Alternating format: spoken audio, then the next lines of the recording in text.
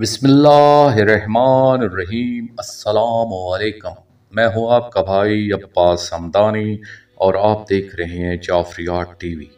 آج کا ہمارا موضوع گفتگو ہے ماضی کی وہ خواتین جو امام زمانہ اجل اللہ فرج شریف کی نصرت کے لیے دوبارہ زندہ کی جائیں گی۔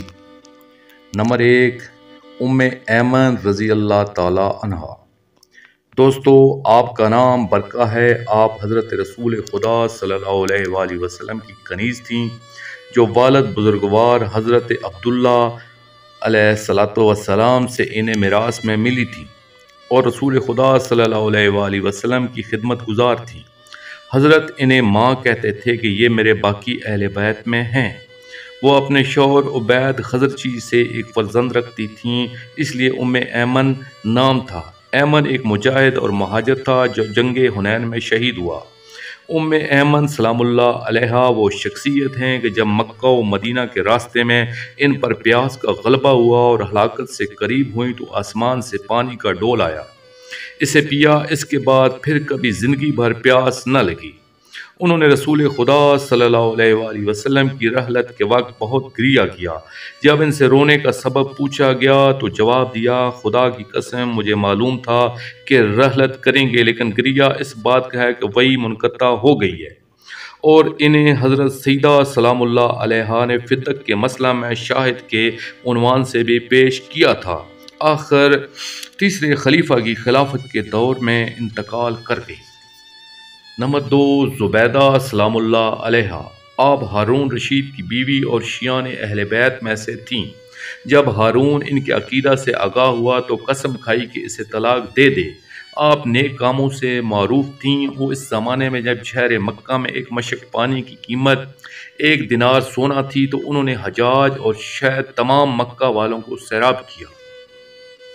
انہوں نے پہاڑ اور دروں کو کھدوا کر حرم کے باہر 10 میل فاصلے سے پانی حرم میں لائیں۔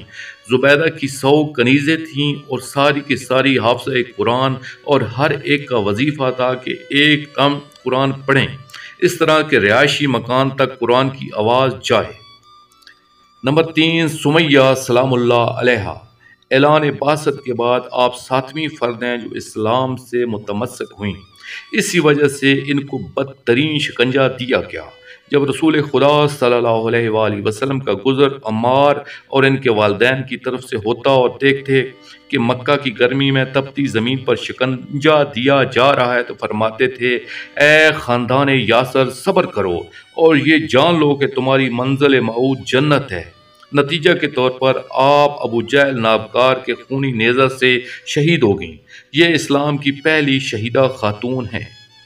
نمبر 4، ام خالد۔ جب عراق کے حاکم یوسف بن عمر نے زید بن علی کو شہر کوفہ میں شہید کیا، ام خالد سلام اللہ علیہا کا ہاتھ شیعہ ہونے اور قیام زید کی طرف مائل ہونے کی جرم میں کاٹ ڈالا گیا۔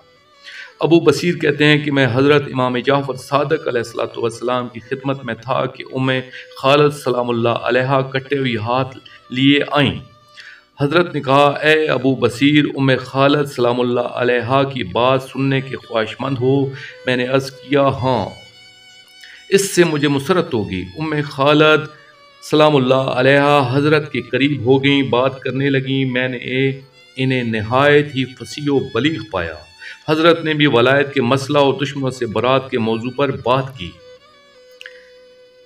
دوستو، بحوالہ حکومت مہدی، ظہور سے پہلے اور ظہور کے بعد، اور آخر میں اپنے پاک شہنشاہ کی بارگاہ میں التجا کریں گے، الجل الجل یا ولی المظلومین اجر اللہ تعالی فرجک و صلوات اللہ علیہ، یا ربا محمد و آل محمد صلی اللہ محمد و آل محمد وعجل فرج آل محمد صلی اللہ علیہ وآلہ وسلم۔